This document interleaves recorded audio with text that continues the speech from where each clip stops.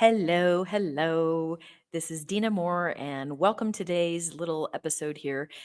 I have a ton of people that ask me why I use Jehovah's Witness language, why I say things apostate, worldly people, the truth. And so I want to give a quick explanation of why this is psychologically, this is not an accident.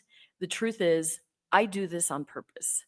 And there are four reasons why I do that. So, the first reason is because for human psychology, it is very, very, very important to feel like we fit in, like we have a clan. And when you leave the religion, you don't automatically become worldly. You're not this, but you're not totally this either. So, using this JW terminology allows people to feel like they have this interim clan of people that understand. You don't fully consider yourself one of Jehovah's Witnesses, but you're not totally in the world either. And so, you need this transition group to feel like you're understood, to feel like you belong. Now, this is not just within the religion. Humans always do this. For example, accents. Accents is a great one. If you're from New York and you hear somebody with a New York accent, you're really quick to go, oh, yeah, yeah, yeah, yeah. Where are you from? Yeah, I'm from there too. Spanish people, this is great. You could be in Walmart and there's a Spanish person, they'll hear Spanish and they'll recognize them. But if it's a Cuban that hears a Cuban accent, they're super quick to be like, hey, hey, hey, I'm Cuban too. Where are you from? Because it gives us a sense of identity. It gives us a sense of belonging. And this is really important with coming out of the religion because this wasn't just a religion. This wasn't something that we just did on Sundays. This was our whole way of life. So using that terminology helps us be able to fit in until we form our new identity. So the second reason why I do this is because of freedom of speech. As I'm interviewing people here, when they have the freedom to say, I was an elder, I was a missionary, I was a regular pioneer, they don't have to sanitize their story so that we understand. Maybe you've tried to tell your story to a therapist or you've tried to explain it to a worldly person and they don't get it. Even when you do explain, hey, I was a regular pioneer, that means I preached 90 hours a month, they still don't get the impact of it. But when you're telling your story or when you're hearing a story here and you say, I was a regular pioneer, boom, everybody instantly gets it. Everybody instantly understands the nuances of the story without having to go into like all of these elaborate details. The fourth point is actually using these terms adds credibility and it adds weight to our story. And here's the reason why. Maybe some of you have been out 10 years, 15 years, and that's fantastic. But right now, there is a tidal wave of people waking up. And maybe they're not even waking up, maybe they're just questioning. So when I say, maybe these people, maybe they are literally still an elder, maybe they are literally still a regular pioneer. And so when I say, I was an elder's wife, my father-in-law was a circuit overseer, I was a regular pioneer for 20 years. I grew up outside of Bethel. Stephen Lett taught my pioneer school.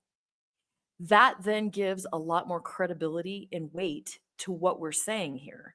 Because I'm not some crackpot that studied for 6 months and then is now here on some JW channel.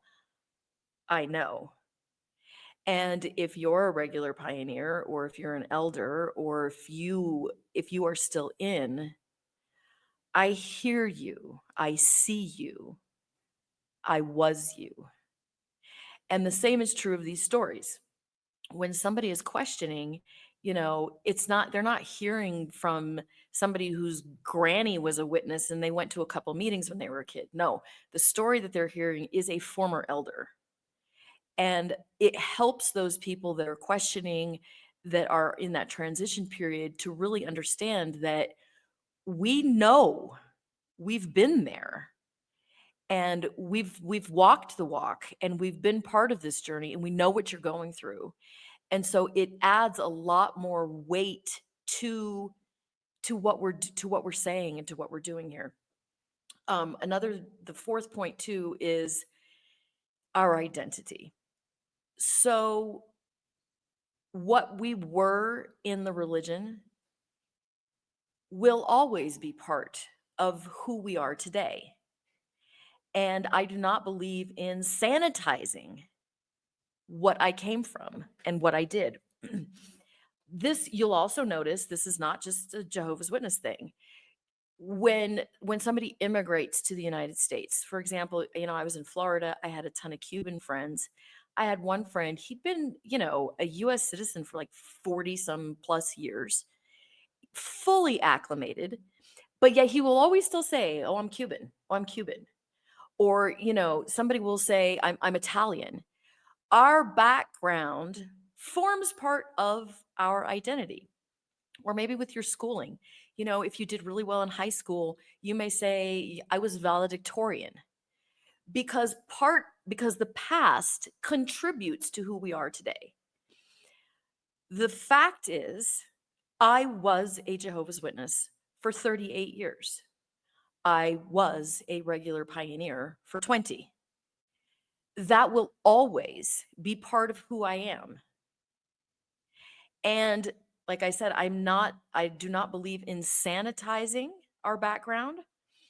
I will not be ashamed of that. I will not let anyone shame what I was part of, because the truth is, part of the reason why I'm a good speaker, part of the reason why I love people, part of the reason why I connect people, it's part of that background.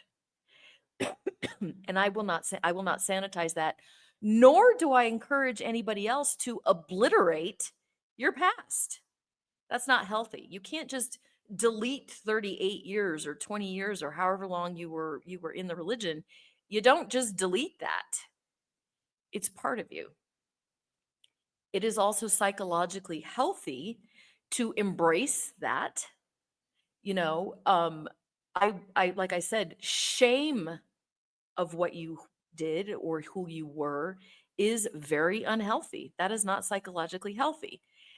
Recognizing and acknowledging I was part of a cult, I was part of a very narcissistic, abusive religion that I fully participated in, and recognizing that it gave me traits, it gave me training, taking out what's good of it without deleting it is actually healthy to your growth. Now, obviously, in your healing journey, you're going to want to start creating a new identity. You're going to want to start creating your new clans. You're going to want to start creating new stories. But in the meantime, this is a safe place where you are understood, where you do express your identity, and there is no shame in that. We have freedom of speech here, and this is a place where I want everybody who's fully acclimated out of the religion to understand that not everybody is. And that is why I continue to use the Jehovah's Witness lingo. However, you will notice that when I say things like the truth or worldly people, I change my tone of voice and I do the little quotation marks, because I don't identify with that anymore, but it's still part of our background. It's still something that you understand. And it's still part of something that makes the people who are just questioning, who are just barely testing the waters, it helps them understand that I understand. Okay, so really quickly, let me do my little spiel here. Please like, share, and subscribe, and look forward to some more videos that I have coming up that are some crazy stories of people that have transformed their lives, that have gotten out in the religion. And I've got some really awesome videos coming up too about depression and Jehovah's Witnesses, and more on the recovery side of how we can heal and move on. All right. Love you guys. And I'll talk to you soon.